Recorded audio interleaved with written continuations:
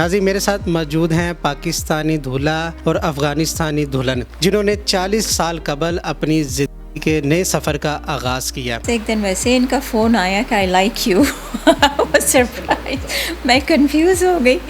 मैंने कहा please don't talk to me, if you want me so you can talk to my family. NA news की videos देखने के लिए हमारा चैनल सब्सक्राइब कीजिए और बेल के आइकॉन पर क्लिक कीजिए ताकि आप हमारी तमाम आने वाली वीडियोस से बाखबर रह सकें। बिस्मिल्लाहिर्रहमानिर्रहीम। नाज़रीन अस्सलाम वालेकुम, मैं हूं आपका मेज़बान हाफिज़ खुरम शहजाद और आप देख रहे हैं NA न्यूज़। नाज़रीन, मेरे साथ मौजूद हैं पाकिस्तानी दूल्हा और अफ़गानिस्तानी दुल्हन, जिन्होंने 40 साल कबल अपनी ज़िंदगी के नए सफ़र का आगाज़ किया। ये ज़िंदगी का नया सफ़र कैसा रहा, आइए आज इनसे जानते हैं और इस खुशगवार सफ़र में कितने खुशगवार लम्हे आए वो भी आपके सामने लेकर आते हैं। अच्छा ज़ुबैर साहब, मुझे ये बताइएगा, आपका तल्लक पाकिस्तान से, पंजाब से, भाभी जी का तल्लक अफ़गानिस्तान से, तो ये शादी कैसे हुई? आपने पढ़ा भी होगा, सुना भी होगा कि जोड़े आसमानों पे लिखे हैं।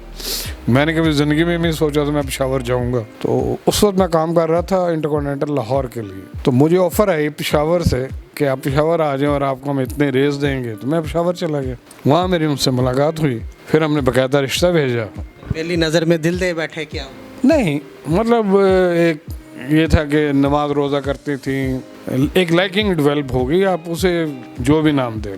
जब इनसे मुलाकात हुई थी आपकी, बाकायदा गपशप हुई?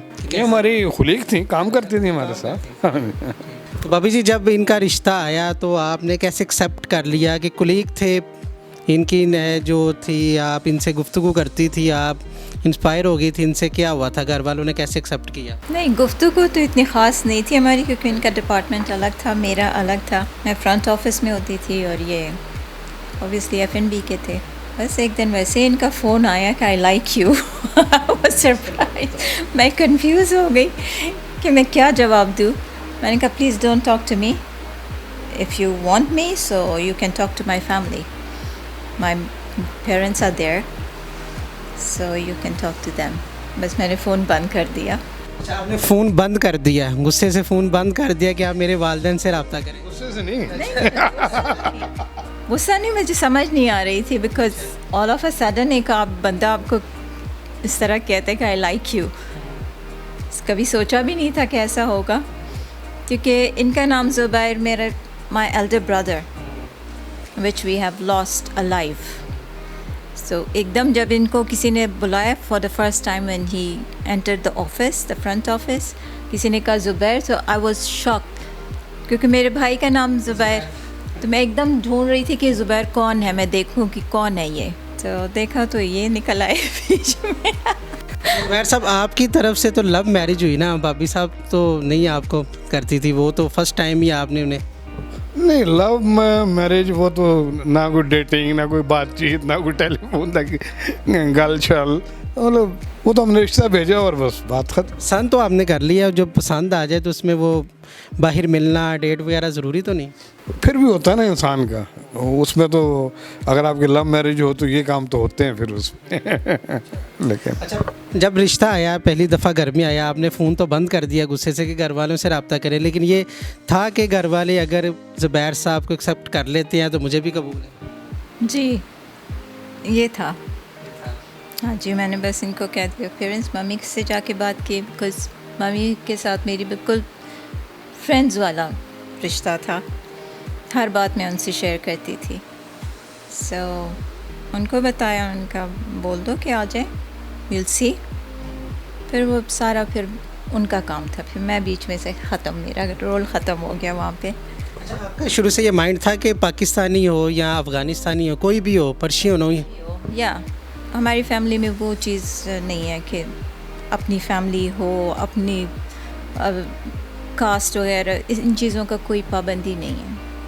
ज़ुबैर साहब, जहाँ तक आपकी फ़ैमिली को मैं जानता हूँ, तो एक तो वो फैमिली से बाहर करते नहीं, ऊपर से फिर वो पर्शियन अफ़गानिस्तानी, तो किस तरह आपने पेरेंट्स से बात की जब इन्होंने कहा कि अब वालिदैन को भेजे, मेरे वालिदैन से बात करें? बस यार, हम तो समझ सकते हैं। दिल का भी मामला था।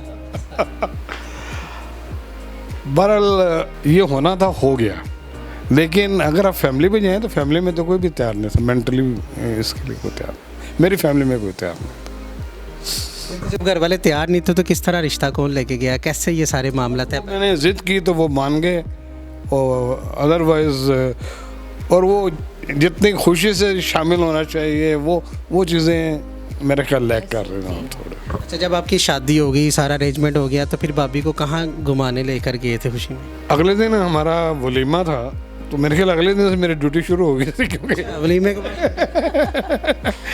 एक ग्रुप। आपको बुरा नहीं लगा कि तो वाइफ तो कहती है 10 से 15 20 छुट्टियाँ होनी चाहिए, तो अगले दिन आपने जाने दिया? बस गए, अब क्या कर सकते हैं, उस वक्त वो टाइम और था।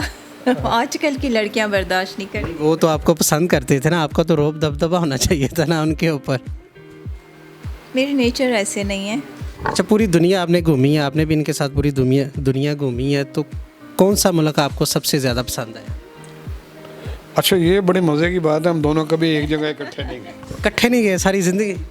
अलग अलग ट्रैवल किए। ये इंडिया गई, मैं साथ नहीं जा सका, मुझे छुट्टी नहीं मिली उस वक्त। ये अमेरिका गई हुई थी, मैं इंडिया गया, ये मेरे साथ नहीं थी।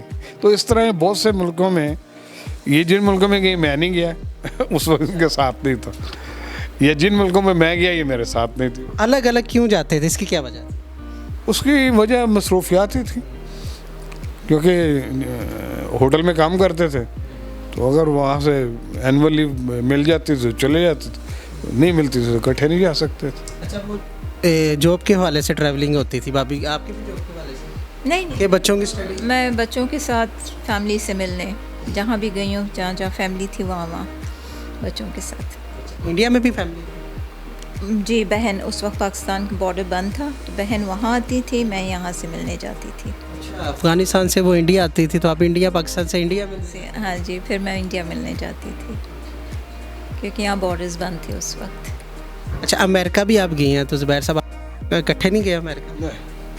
नहीं, कोई ऐसा मुल्क जहाँ इकट्ठे गए हो पाकिस्तान के? कोई ऐसा मुल्क जिसमें इकट्ठे गए हो? सिर्फ ससुराल हम इकट्ठे गए हैं। इनके, मैं अपने ससुराल इनके साथ गई हूँ इकट्ठे, अदरवाइज नोवेयर एल्स। अच्छा, ये आपने बड़ी अच्छी बात ससुराल की आप दी मुझे। ससुराल में आपको क्या प्यार मोहब्बत सब किया उन्होंने, क्या उनका माहौल था? टाइम लगा ज़रा उनको, लेकिन किया। अब बहुत इज्जत है मेरी। ये आपने उनके दिल जीत लिए? जीत लिया जी। ये बहुत कुछ खास उनको कोई, उन्होंने, आपने कुछ खास? दिल जो इन्होंने मेरी नानी का जीता, जो मुश्किल काम था, फिर मेरी वालदा का दिल जीता, वालिद का दिल जीता, तो और जितने बहन भाई हैं सब अब इनको बड़ा मानते हैं अपना, इनकी इज्जत करते हैं। एक तो होता है ना कि आप अपने जो आपका इखलास है उससे आप दिल जीत ले, एक होता है कि आपको खाना बनाना बहुत अच्छा आता होगा, आपको किसी के साथ दिल लगाना या बातें करना बहुत अच्छी तरीके से आती हैं, तो क्या खाना बना के या इखलास की वजह से किस तरह दिल?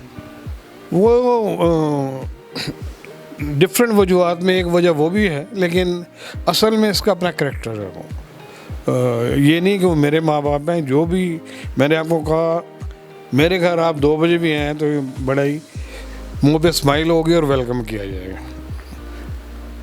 तो वो इनकी ट्रेडिशन है, हॉस्पिटैलिटी इनका वैसे भी ये लोग। तो मुझे पता है कि मेहमान नवाज बहुत है, वो मोहब्बत करती हैं। हमने ये फर्स्ट आपका इंटरव्यू है जो हमारे साथ आपका हो रहा है, तो ये हमने आपसे रिक्वेस्ट की, वाबीसी से आपने रिक्वेस्ट की तो ये मान गए। फिर इनका ये हो कि नानी बीमार हुई, इन्होंने बड़ी खिदमत की उनकी, वालदा कुछ अर्सा हमारे साथ रही, इन्होंने बड़ी खिदमत की उनकी, वाले साहब पहले से ही मेंटली वो इनको बहुत अच्छा समझते थे उस वक्त भी, तो इनकी अपनी मेहनत की वजह से, खिदमत की वजह से, और इनको प्यार भी था उनसे। मतलब बड़ों के हाथ चूमना, गोड़ों को हाथ लगाना, ये हमारे यहाँ शायद कल्चर अभी इतना नहीं है, लेकिन इनका ज़्यादा था।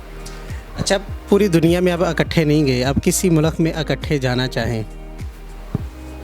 अब हम सोच रहे हैं कि ये मेरे साथ, बल्कि मुझे एक काम मिला मदीना में, एक रेस्टोरेंट मैंने बनाया वहाँ पे, तो मैं 3 दफ़ा गया मदीना मुनव्वरा, वो बुलावा था या जो भी आप कह लें, और पेड बुलावा, मतलब मुझे पैसे भी मिले काम करने के, और मुझे ज़ाहिर है कि मदीना में रहता था तो मैं डेली जाता था वहाँ पे, और उम्रा भी किए 2, तो उस वक्त प्रोग्राम बना, लेकिन समहाउ ये नहीं जा सके मेरे साथ वहाँ। लेकिन अब हमारा प्रोग्राम है उम्रे पे हम इकट्ठे जाए। उम्रे पे आप इकट्ठे जाएं, बहुत ही खूबसूरत बात है। तो ये कोविड के बाद ये जब हालात बेहतर होंगे, हालात बेहतर हो जाएंगे ऐसा। एक तो हालात भी बेहतर होंगे, बुलावा आने की देर है, हालात खुद ब खुद बेहतर हो जाएंगे। बुलावा मुझे इंशाल्लाह आता है, क्योंकि मैं हर नमाज के बाद 100 मरतबा दुरूद शरीफ पढ़ता हूँ। तो वो तो फिर बुलावा तो आना ही आना। अच्छा माशाल्लाह 40 साल हो गए हैं आपकी खुशगवार लाइफ गुजर रही है, तो बच्चे कितने अभी आपके? We are blessed with 2 daughters and a son. तो माशाल्लाह क्या करते हैं वो? एक बेटी मेरी अमेरिका में है, वो ग्राफिक डिज़ाइनर है, वो शादीशुदा है, एक बच्ची है उसकी। जो दूसरी बेटी है वो अब पाकिस्तान में है, वो भी अमेरिका से पढ़ के आई है, वो फैशन डिज़ाइनर है और उसकी शोज़ भी चलते हैं, आरचे भी है, ये उसके काम है। अच्छा मैंने सुना है कि बच्चे घर में पर्शियन बोलते हैं आपके साथ, या इंग्लिश में बात करते हैं या उर्दू में बात करते हैं। मामा से जब बात करते हैं वो पर्शियन में बात करते हैं, इसकी क्या बात? वो आपको इस वेरी नेचुरल कि अपनी उनकी मदर लैंग्वेज है, तो माँ से उस लैंग्वेज में बात करते हैं, मेरे से मेरी लैंग्वेज में बात करते हैं। बचपन में होता था थोड़ा सा मसला, क्योंकि बचपन में जब तक स्कूल नहीं गए थे उनको नहीं आती थी उर्दू। थोड़ा थोड़ा समझ लेते थे, क्योंकि ज़ुबैर काफ़ी बिज़ी रूटीन था इनका, सुबह जाते थे रात को आते थे, कम मुलाकात होती थी बच्चों में। प्रोग्राम के आखिर में 40 साल से आप खुशगवार ज़िंदगी गुजार रही हैं, तो अपने चाहने वालों को क्या पैगाम देंगे? बस प्यार मोहब्बत से रहें, कीना ना करें। प्यार वही जो पहली नज़र में हुआ। दूसरा, छोटी मोटी गलतियों को दरगुजर करें। जी नाज़रीन, ज़ुबैर साहब और उनकी मिसेज़ हमारे साथ मौजूद थी, जिनका तल्लुक़ अफ़गानिस्तान से था और ज़ुबैर साहब का तल्लुक़ पाकिस्तान से था। आपको ये प्रोग्राम कैसा लगा कमेंट सेक्शन में मुझे ज़रूर बताइएगा। इसी के साथ अपने मेज़बान हाफिज़ खुर्रम शहज़ाद को दीजिए इजाज़त। अल्लाह ने के बान।